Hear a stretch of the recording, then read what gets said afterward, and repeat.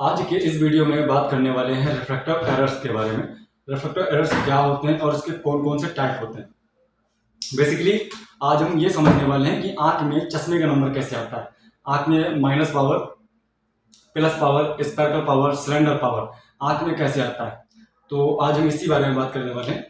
देखिए, एक होती है नॉर्मल आंख जिसमें कोई भी चश्मे का पावर नहीं होता है, चश्मे का नंबर नहीं होता है, और एक होती है एबनॉर्मल आंख जिसमें चश्मे का पावर होता है।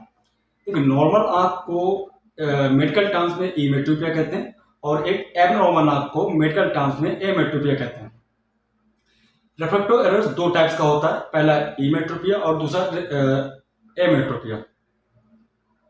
एमेट्रोपिया के कुछ सब टाइप भी होते हैं जिनको हम मायोपिया, हाइपरमेट्रोपिया और एस्टिमेट्री और प्रेसबायोपिया भी कहते हैं। तो अब हम जितने भी रिफ्रैक्टिव एरर्स हैं, मायोपिया, हाइपरमेट्रोपिया, इनको बाद में समझेंगे। बेसिकली पहले अभी हम इमेट्रोपिया और एमेट्रोपिया को डिस्कस करेंगे। तो सभी रिफ्रैक्टिव एरर्स को बारीकी से एक एक करके समझेंगे। सबसे पहले शुरू करते हैं इमेट्रोपिया क्या होता है, नॉर्मल आंख क्या होता है। हमारे पास एक आईबॉल का स्ट्रक्चर है। इस स्ट्रक्चर के थ्रू हम समझेंगे कि हमारी आंख काम कैसे करती है और एक नॉर्मल आंख क्या होती है। देखिए, मेनली हमारी आंख में तीन पार्ट होते हैं। पहला पार्ट होता है कॉर्निया और दूसरा पार्ट होता है एक लेंस। उसके बाद सबसे लास्ट में जो पीछे की तरफ जो पार्ट होता है उसको बोलते हैं हम रेटिना, यानी आंख का पर्दा। देखिए, सबसे पहले समझते हैं कि कॉर्निया क्या होती है। कॉर्निया यानी काली पुतली। हमारी आंख के जो आगे काला काला भाग होता है इसको हम कॉर्निया यानी काली पुतली कहते हैं। तो कॉर्निया एक ट्रांसपेरेंट ए वेस्कुलर स्ट्रक्चर होता है जिसमें कोई भी ब्लड वेसल्स नहीं होती हैं। इसकी जो शेप होती है वो डम शेप होती है एंड लाइक ए वॉच, उस टाइप की शेप होती है। एक्चुअल में इसका जो फंक्शन होता है वो कॉर्निया क्या करती है कि लाइट्स को बेंड करती है। बेंड करके जो लाइट्स होती हैं उसको रेटिना तक ले जाने में मदद करती हैं। इसका जो मेन फंक्शन होता है। एंड दूसरा जिसमें आता है लेंस। लेंस क्या होता है, थोड़ा लेंस के बारे में समझते हैं। ये है नेचुरल लेंस। एक्चुअली इसको हम गॉड गिफ्टेड भी कहते हैं, भगवान का दिया हुआ एक लेंस। ये बाई कॉन्वेक्स स्ट्रक्चर होता है जिसमें कोई भी ब्लड वेसल्स नहीं होती हैं। ये एक नॉर्मल क्लियर और क्लीन ट्रांसपेरेंट ए वेस्कुलर स्ट्रक्चर होता है।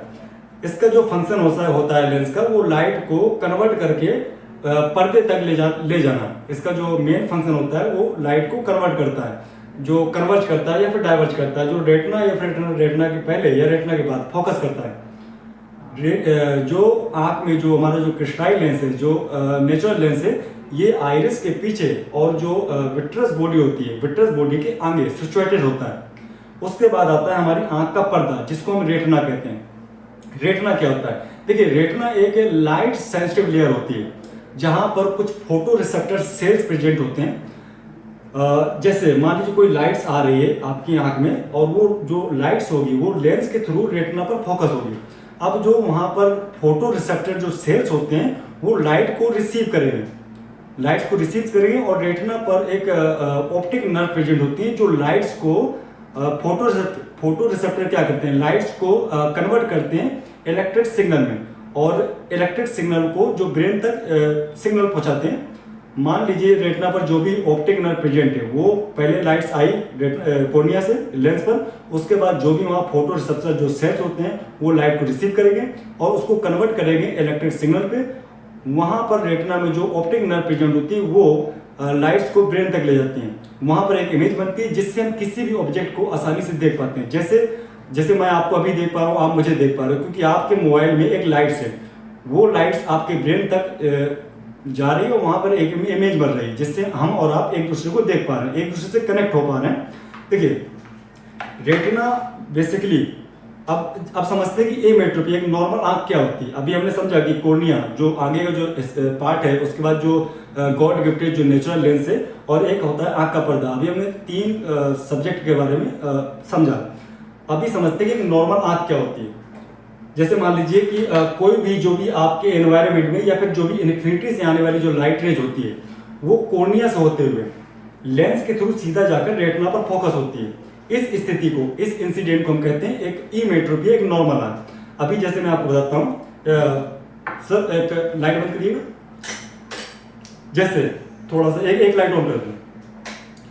जैसे ये लाइट है मेरे पास और इस लाइट को मैं जो काली पुतली जो कोर्निया है, जो ट्रांसमिट कोर्निया, उस पर जब मैं फोकस करूंगा, पूरी बंद कर देना, तो जो लाइट होगी वो सीधा जाकर रेटिना पर फोकस हो रही है। देखिए लाइट जो है वो लेंस के थ्रू सीधा जाकर रेटिना पर, पर्दे पर फोकस हो रही है। ओके, लाइट ऑन कर देना। तो जैसे आपने अभी देखा कि मैंने लाइट को जो भी एनवायरनमेंट में, ये एक एनवायरनमेंट है और यहाँ पर मैंने एक लाइट्स को कोर्निया पर डाला, जिसके थ्रू एक लेंस के थ्रू सीधा जाकर रेटिना पर फोकस हो रही थी। तो जो लाइट्स है अगर वो रेटिना पर फोकस हो रही है, रेटिना के आगे ना रेटिना के पीछे, रेटिना पर फोकस हो रही है, तो इस स्थिति को, इस इंसिडेंट को हम कहेंगे एमेट्रोपिया, एक नॉर्मल नाम। इसका मतलब होता है कि आपकी आंख में कोई भी चश्मे का पावर या चश्मे का नंबर नहीं। आई होप कि आपको यहां तक समझ में आया होगा। अब देखिए एमेट्रोपिया क्या होता है कि मान लीजिए कोई भी जो आपके एनवायरनमेंट में लाइट है वो कोर्निया से होते हुए लेंस के थ्रू रेटिना पर फोकस ना होकर रेटिना के या आगे या फिर रेटिना के पीछे या फिर रेटिना में मल्टीपल पॉइंट्स पर फोकस होती है, या फिर ये कह सकते हैं कि रेटिना से पहले भी मल्टीपल पॉइंट्स पर फोकस हो सकती है, ऊपर नीचे सेंटर पे, या फिर रेटिना के बाद भी मल्टीपल पॉइंट्स पर फोकस होगी। तो इस कंडीशन को हम एमेट्रोपिया कहते हैं, मतलब कि लाइट्स रेटिना पर ना होकर रेटिना के आगे या रेटिना के पीछे फोकस होती है। तो इस इंसिडेंट को हम एमेट्रोपिया कहेंगे। अब इसके क्या कारण होते हैं, तो हम इसके जो कॉजेज हैं वो थोड़ा समझते हैं। देखिए इसमें बेसिकली चार इसके जो कॉज होते हैं, वो पहला होता है abnormal length of the eye ball. हमारी जो आई बॉल की जो एक लंबाई और चौड़ाई है वो अगर किसी वजह से कम या ज़्यादा हो जाती है, मान लीजिए कि आँख में कोई इंजरी या ट्रॉमा हो गई। अब देखिए आँख जो है वो एक नेचुरल भगवान की बनाई हुई है जिसको छोटा नहीं किया जा सकता, लेकिन अगर आँख में बहुत ज़्यादा ट्रॉमा होने के बाद वजह से, या फिर जेनेटिक भी होता है या फिर कंजेनाइटल भी होता है, तो अगर आँख की जो लेंथ है वो अगर बड़ी है, उसके वजह से जो लाइट रेज होगी जो कोर्निया से होते हुए रेटिना पर आ रही हैं, जो लाइट रेज होगी वो रेटिना पर फोकस नहीं होगी, रेटिना के पहले। मान लीजिए कि आईबॉल का साइज बड़ा हो गया तो जो लाइट्स होगी वो रेटिना पर फोकस होनी थी, लेकिन आईबॉल का साइज बड़ा हो गया तो जो लाइट्स होगी वो रेटिना के पहले फोकस हो जाएगी। इस कंडीशन में एक डायग्नोज बनेगा जिसको हम मायोपिया कहते हैं। मायोपिया क्या होता है वो हम बाद में बात करेंगे, फिलहाल बेसिक समझ लेते हैं।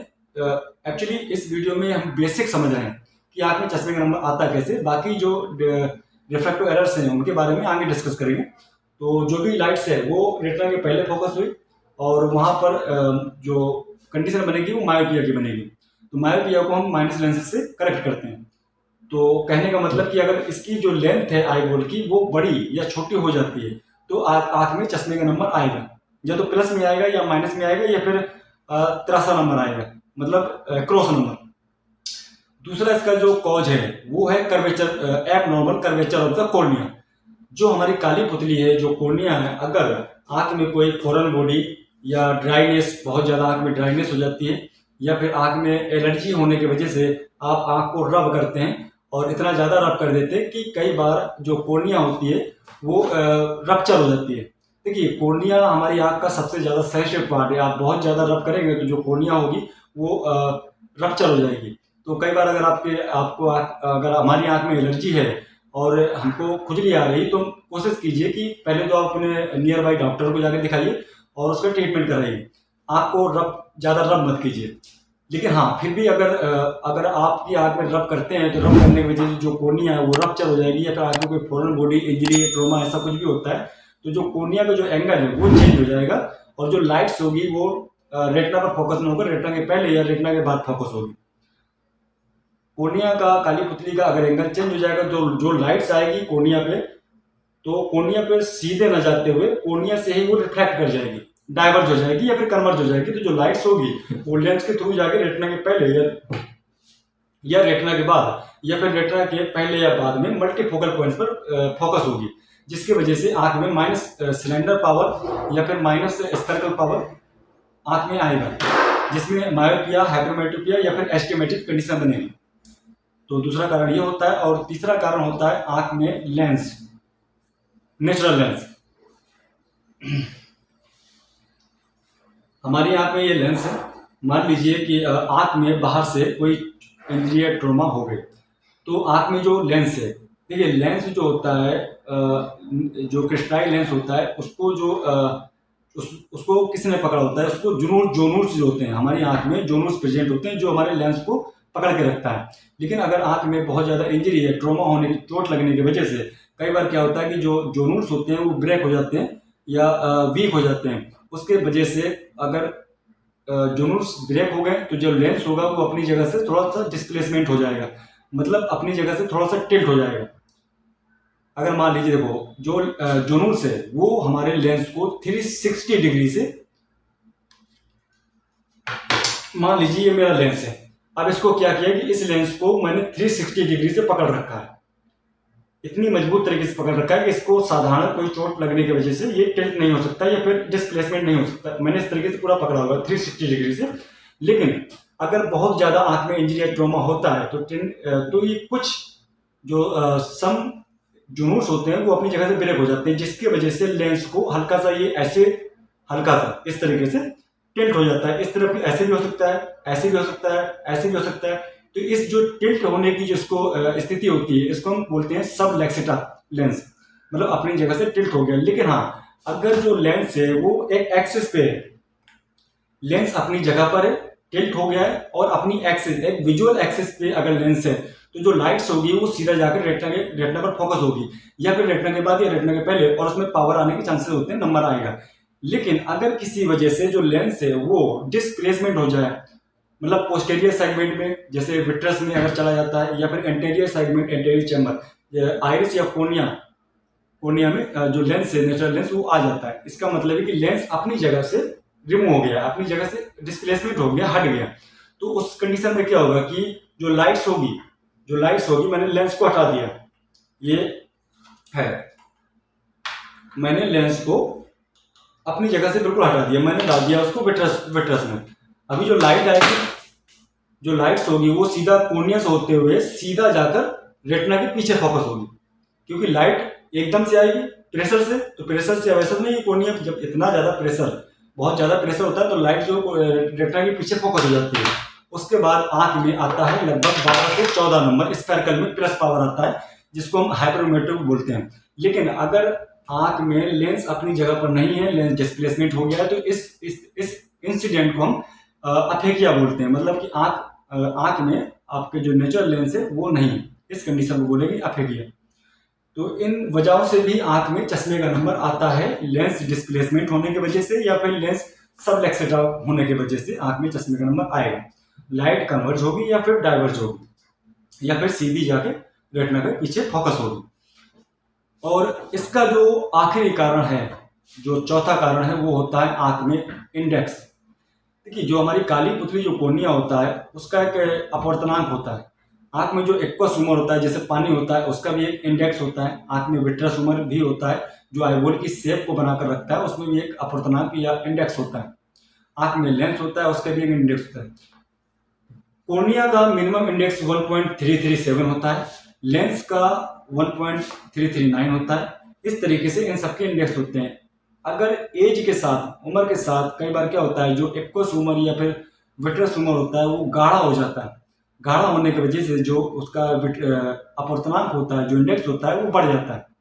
या कई बार जो जेल होता है हमारी आंख में, जो एक्वस ह्यूमर या विट्रस ह्यूमर होता है, कई बार ये पतला हो जाता है। पतला होने की वजह से इसका जो इंडेक्स होता है वो कम हो जाता है। इसके वजह से भी जो लाइट्स होती हैं वो अपनी जगह से, मतलब या तो रेटिना के पहले या रेटिना के बाद या रेटिना पर मल्टीपल पॉइंट्स पर फोकस हो सकती हैं। तो एक बेसिक कारण ये भी होता है।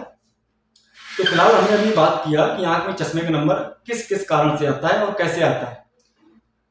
इसका जो सारांश है वो ये है कि अगर लाइट्स रेटिना पर फोकस नहीं हो रही है, रेटिना के पहले या रेटिना के बाद, या फिर मल्टीपल पॉइंट्स पर फोकस हो रही है, तो इस कंडीशन में आंख में चश्मे का नंबर आएगा और आने की पूरी संभावना है। या फिर लेंस अपनी जगह पर नहीं है, या फिर लेंस पीछे गिर गया विट्रस पे, या फिर एंटेरियर सेगमेंट में आ गया, तो इस सिचुएशन पर भी एक अफेकिया कंडीशन बनती है, जिसमें लगभग 12 से 14 पावर आसपास आता है, आंख में प्लस का पावर होता है। अभी जो रिफ्रैक्टिव एरर है, जो भी एमेट्रोपिया के सब टाइप हैं, उसके बारे में हम नेक्स्ट वीडियो में बात करेंगे, जैसे मायोपिया, हाइपरमेट्रोपिया और एस्टिमेटिस, प्रेसबायोपिया, और एक कंडीशन होती है अफेकिया। तो नेक्स्ट वीडियो में हम इन सभी रिफ्रैक्टिव एरर्स को धीरे धीरे बारीकी से समझेंगे। फिलहाल अभी के लिए इतना ही। मिलते हैं नेक्स्ट वीडियो में। जय हिंद।